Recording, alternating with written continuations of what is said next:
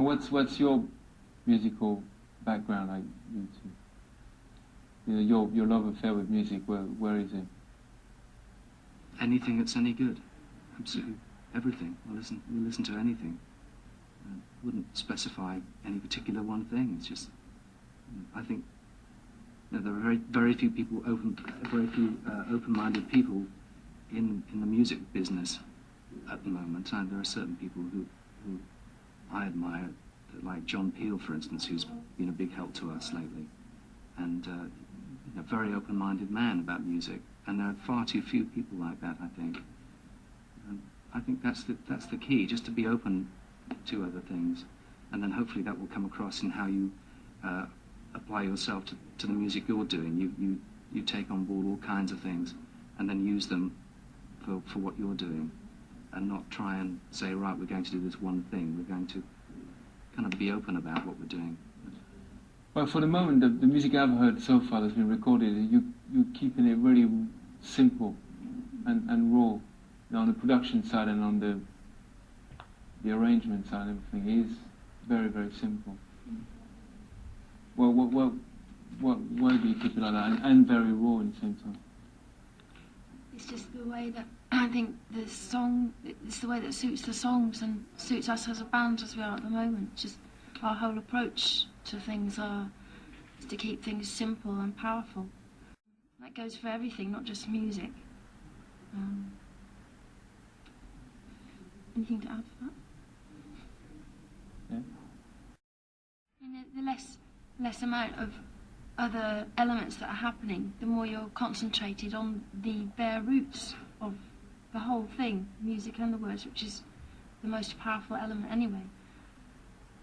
Because, you know, it's like a good story, you want to know more about it. If you read a good book, you want to know more about it.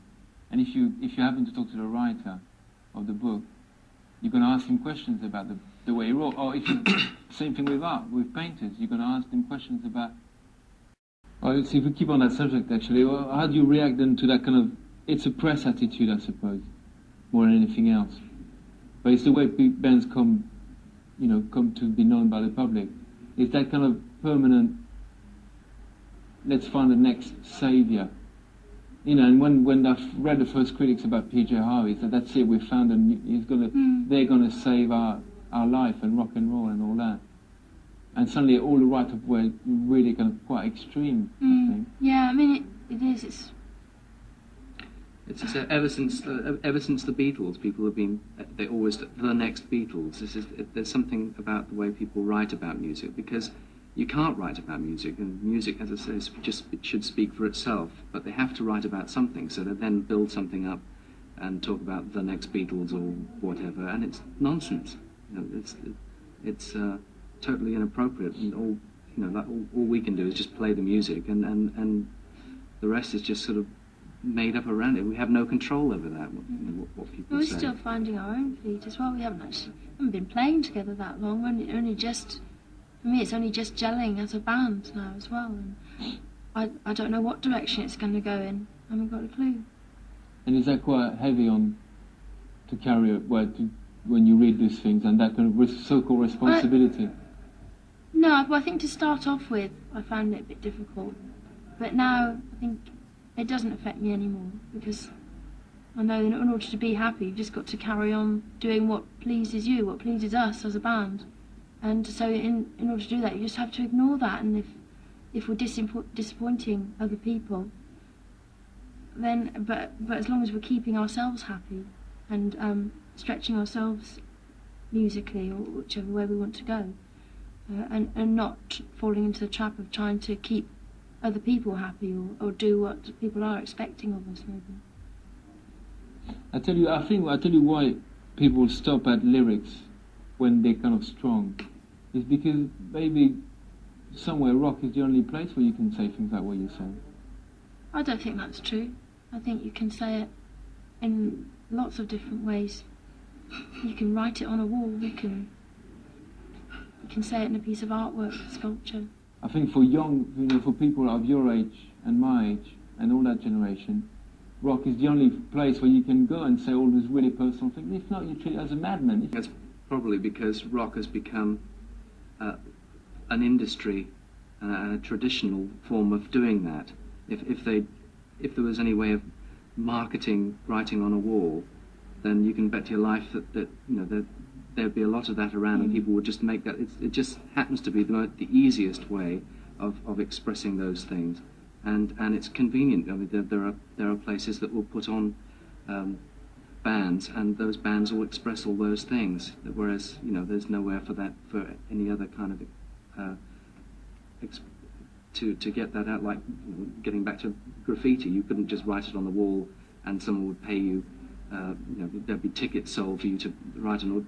It's just there isn't the machinery for that to happen. So it's the easiest way of doing it, and it's just I think. But surely it's really attractive too, because it's a place where you basically have all freedom and all liberty. I mean, it takes a lot for outsiders to say you can't say this, you can't say that. Maybe people won't agree with it, but you got complete freedom of expression. Mm. Is that one of the reasons why you're going to to this form of, and you're not doing something else? Because you are. Yeah, because I find it the most easy, the best form to express completely free. I mean, there's no limitations. But I think that's why I'm coming back on myself. That's why people ask you questions about sexuality and all that, because you're saying loud what a lot of people don't say. Yeah. Why don't other people say it then? I think they have said it. I think there have been people in this, playing rock music that have said it. Maybe not blatantly, but they have. I mean, it's always been about sex. It seems to me. It's not really new. I'm surprised when people ask these questions, because hence Elvis Presley being shot from the waist up, right at the very beginning of the whole thing. It's surprising that people are making such a big fuss over it. But then it comes from a woman, and also coming back on, there are the words of a woman, and most words are coming from men. And I think people are kind of, unsettled when it comes forcefully from a woman's perspective. Do you think that you are asked to I'd say not protect, but justify women when you are being asked a question, you represent the whole women gender? No, I don't feel like that at all.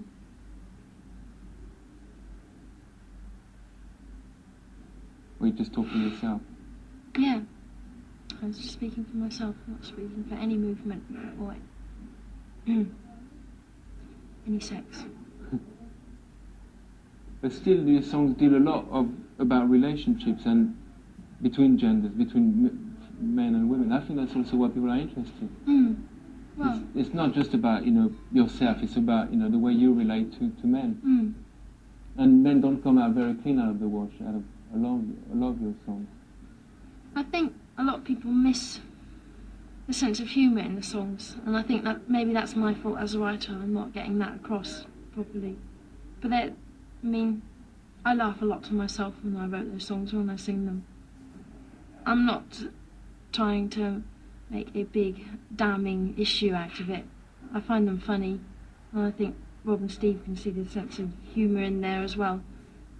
And I think people are grasping hold so much of the wrong side of it that it's making it into some sort of onslaught against men or something, but it's not like that at all.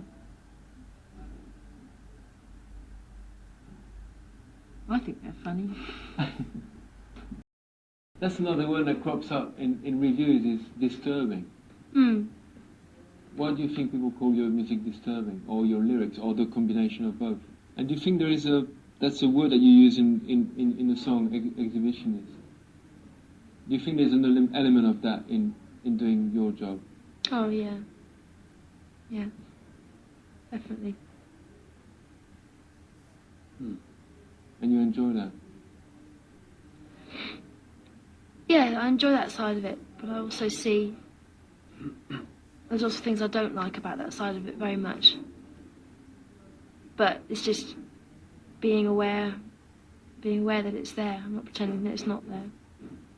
If you're playing live in front of an audience, you have to, there's obviously an exhibitionist side of what you're doing.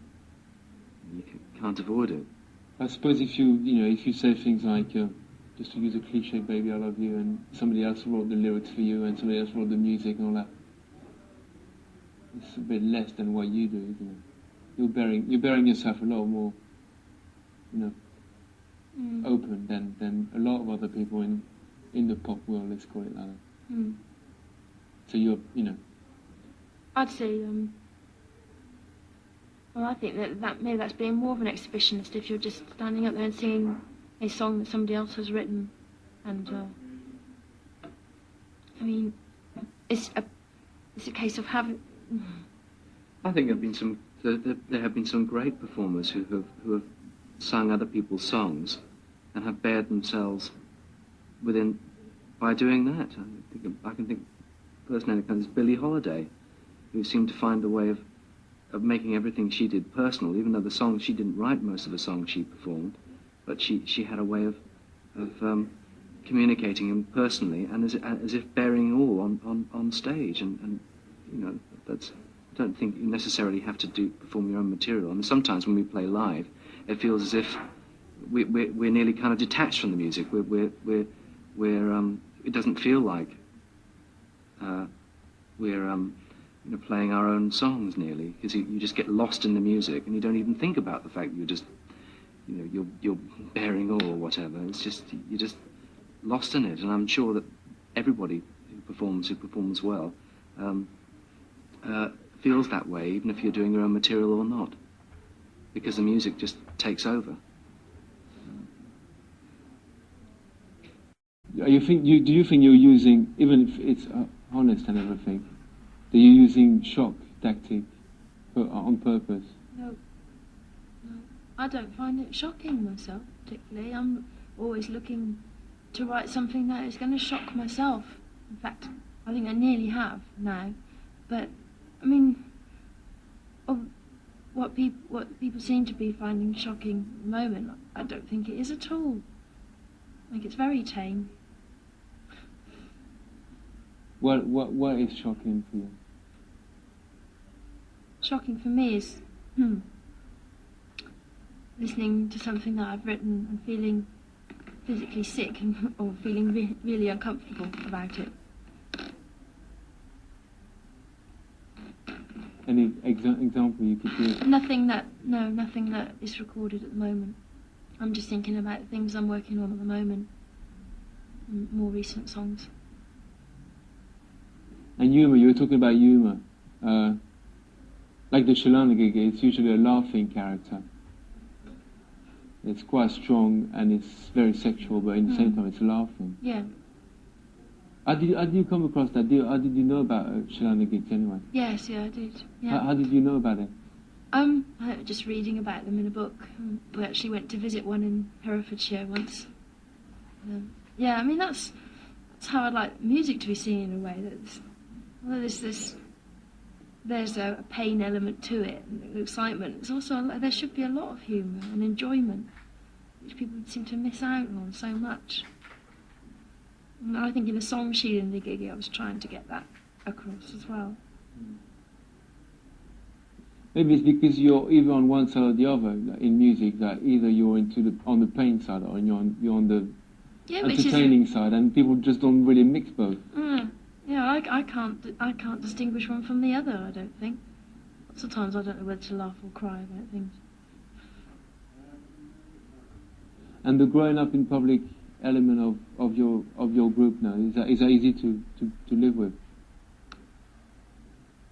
Yeah, I'm not worried about people seeing us and changing or making mistakes or whatever happens. Just as long as we're doing what's right for us, exploring what we want to. And after Dry, you're signed to Ireland already, which is a bit of a strange one. And do you think why did you decide to sign to Ireland first? To take it, somewhere else from the indie world, independent world?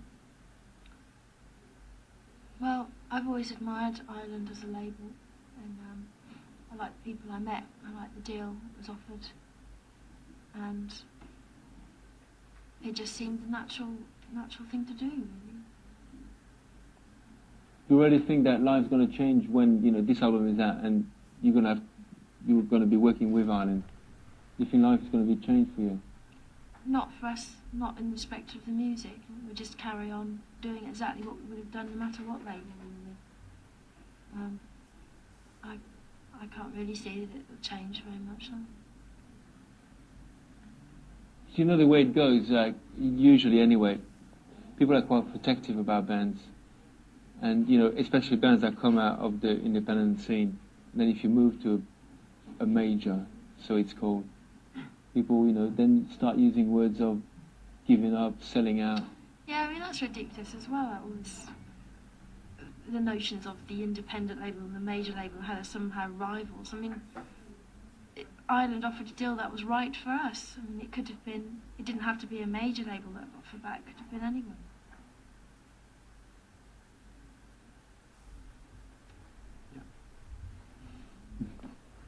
That's it.